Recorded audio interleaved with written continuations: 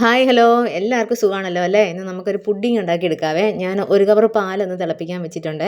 ആ സമയം കൊണ്ട് നമ്മളൊരു പാനിൻ്റെ അകത്തോട്ട് കുറച്ച് പഞ്ചസാര ഇട്ടേച്ച് ഒരു 2 സ്പൂൺ പഞ്ചസാര മതിയെ. ഇച്ചിരി വെള്ളമോടെ ഒഴിച്ചൊന്ന് ക്യാരമലൈസ് ചെയ്തെടുക്കണം കേട്ടോ. അതിങ്ങനെ കൈമാറ്റാതെ ഇളക്കിക്കൊണ്ടിരിക്കണേ, അല്ലെങ്കിൽ പെട്ടെന്ന് അത് അടുക്കി പിടിക്കുക, കളറൊക്കെ മാറി വരും കേട്ടോ. ഇത്രയും കളർ മതിയെ. ഇതിന് ഇച്ചിരി താഴെയായാലും കുഴപ്പമില്ല കേട്ടോ. ഏത് പാത്രത്തിലാണ് ഉണ്ടാക്കാൻ ഉദ്ദേശിക്കുന്നത് അതിലോട്ട് ഒഴിച്ച് അതങ്ങോട്ട് സ്പ്രെഡാക്കി വെച്ചേക്കണേ. പിന്നെ ഒരു 2 സ്പൂൺ കോൺഫ്ലവർ വേണം കേട്ടോ. കോൺഫ്ലവർ മേടിച്ച് വെക്കണമെന്നൊക്കെ ഞാൻ പറയല്ലേ. എന്നിട്ട് അതിൽ ഇച്ചിരി പാലുകൂടി ഒഴിച്ച് നല്ലപോലെ കട്ടയില്ലാണ്ടൊന്ന് ചെറു ചൂടുള്ള പാലാട്ടോ ഇത് ഡൈല്യൂട്ട് ചെയ്തൊന്ന് എടുത്തിട്ടുണ്ട്. അന്നേരം നമ്മൾ ആ എടുത്ത് തിളപ്പിച്ച് വെച്ചേക്കുന്ന പാലക്കൂട്ട് കുറച്ച് പാലെടുത്ത് നമ്മൾ നല്ലപോലെ ഒന്ന് തിളപ്പിക്കാൻ വെക്കണം വീണ്ടുമേ. എന്നിട്ട് അതിൻ്റെ അകത്തോട്ട് ആവശ്യത്തിന് മധുരത്തിനുള്ള പഞ്ചസാര ഇട്ട് കൊടുത്തിട്ട് അത് ഓരോരുത്തരുടെ ഇഷ്ടമാണ് കേട്ടോ മധുരമേ. പിന്നെ നമ്മൾ ഡൈല്യൂട്ട് ചെയ്ത് വെച്ചിട്ടില്ലേ കോൺഫ്ലവറും പാലും കൂടി, അതും കൂടി അതിൻ്റെ അകത്തോട്ട് ഒഴിച്ചിട്ട് കൈ മാറ്റാതെ ഇളക്കണം. അപ്പോൾ പെട്ടെന്ന് ഇതുപോലെ തിക്കായിട്ട് വരുവേ. അത് നമ്മൾ ആ പഞ്ചസാര കാരമൽ ചെയ്ത് വെച്ചേക്കുന്നതിൻ്റെ പൊക്കത്തിലോട്ട് ഒഴിച്ച് കൊടുക്കണം കേട്ടോ.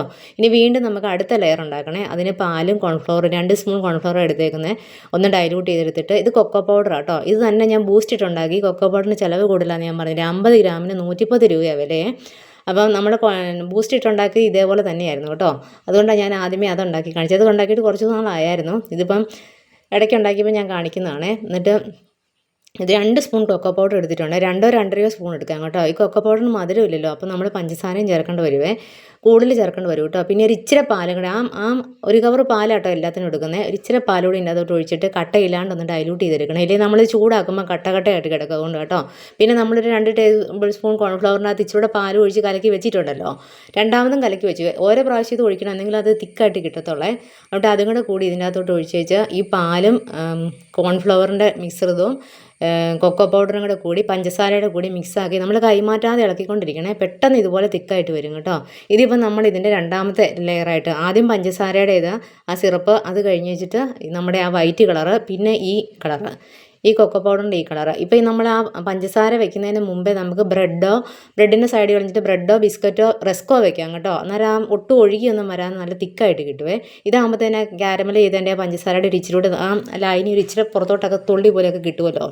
പിന്നെ ഒരു ഇച്ചിരി പാല് ബാക്കി വന്നേ. ഇത് ഞാൻ അത്രയും കൊണ്ട് നിർത്താൻ നിർത്തപ്പോൾ ആ പാലിൻ്റെ അതിനകത്തോട്ടും കൂടെ ഞാൻ ഇച്ചിരി കോൺഫ്ലവറും പഞ്ചസാരയും ഇച്ചിരി പാലോടി ഒഴിച്ച് കലക്കി വെച്ച് ആ പാലും കൂടെ മിക്സ് ചെയ്ത് ഞാൻ വീണ്ടും ഇതിൻ്റെ മേലെ ഒന്നുകൂടി ഒഴിക്കുന്നുണ്ട്. ഒരു തിൻ ലെയറായിട്ടാട്ടോ ഇത് വരുന്നുള്ളേ, ഈ ലാസ്റ്റത്തെ ഇതേ.